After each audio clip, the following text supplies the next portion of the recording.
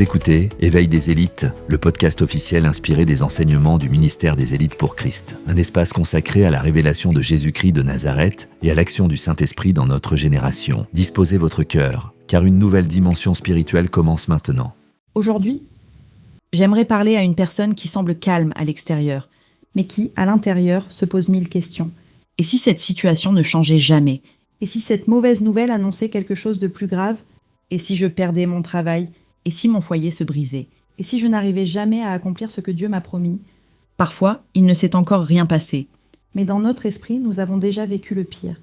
La peur prend une situation présente, et l'anxiété construit tout un avenir autour d'elle. Mais aujourd'hui, le Saint-Esprit veut nous ramener à une vérité puissante. La peur ne t'empêchera plus d'entrer dans les promesses de Dieu. Pour nous conduire dans cette révélation, nous recevons le berger Théophile F. Amougou. Berger, comment reconnaître que la peur commence à prendre trop de place dans notre vie?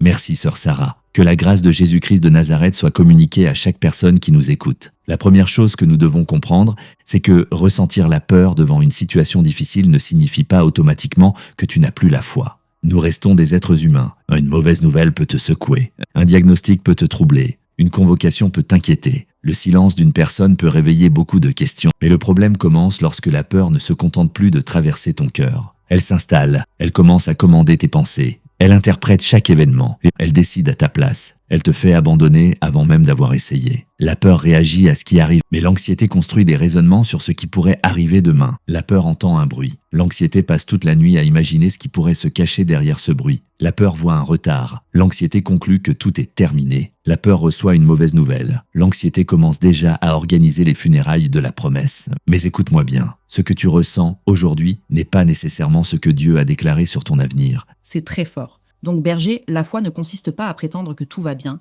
mais à refuser que la difficulté présente nous annonce elle-même notre avenir.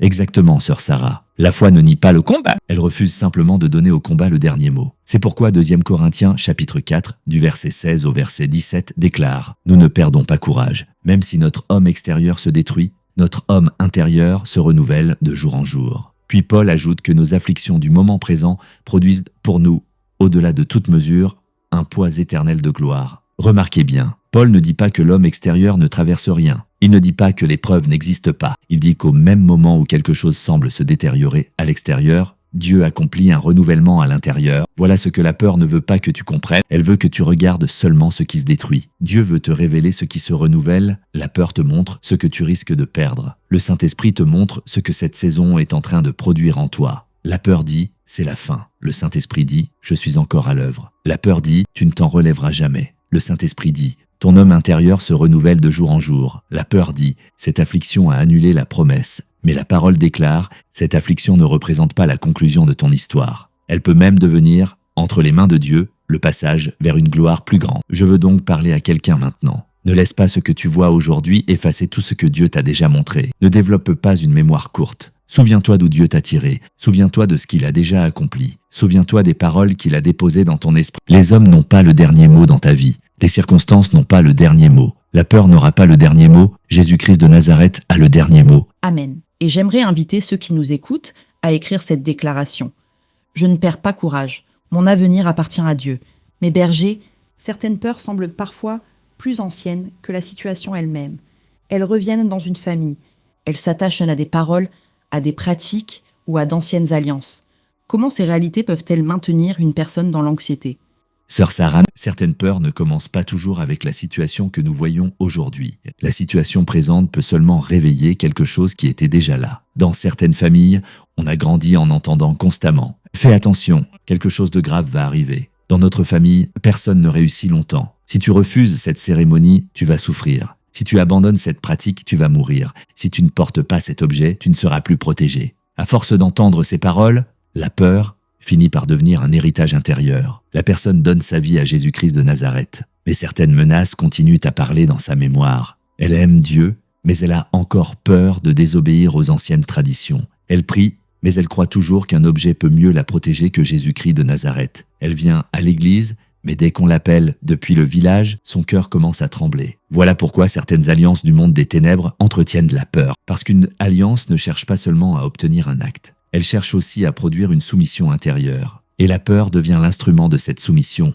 On te dit, si tu pars, tu mourras. Si tu refuses, tu échoueras. Si tu choisis pleinement Jésus-Christ, ta famille sera frappée. Mais aujourd'hui, le Saint-Esprit veut déraciner ces mensonges. Berger, ce que vous dites est très important, parce qu'une personne peut avoir abandonné certaines pratiques extérieurement, mais continuer à vivre intérieurement sous leur menace.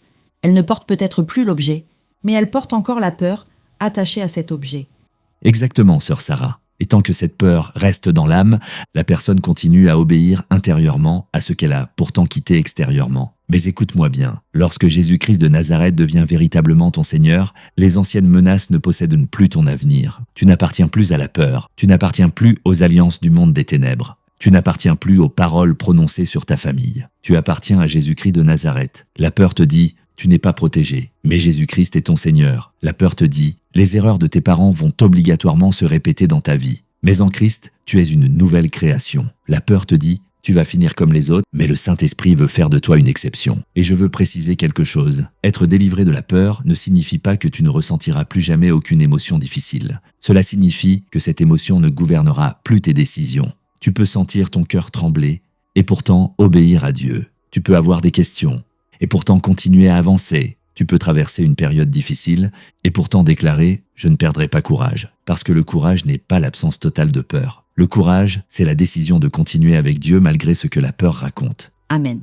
Alors, à celui qui nous écoute et qui reconnaît cette lutte, j'aimerais demander quelle parole de peur gouverne encore certaines de tes décisions. Est-ce la peur de mourir, la peur d'échouer, la peur de manquer, la peur d'être rejeté, la peur de perdre ton foyer ou la peur de ce qui pourrait arriver si tu obéis pleinement à Dieu? Écris simplement en commentaire. La peur ne gouvernera plus mes décisions.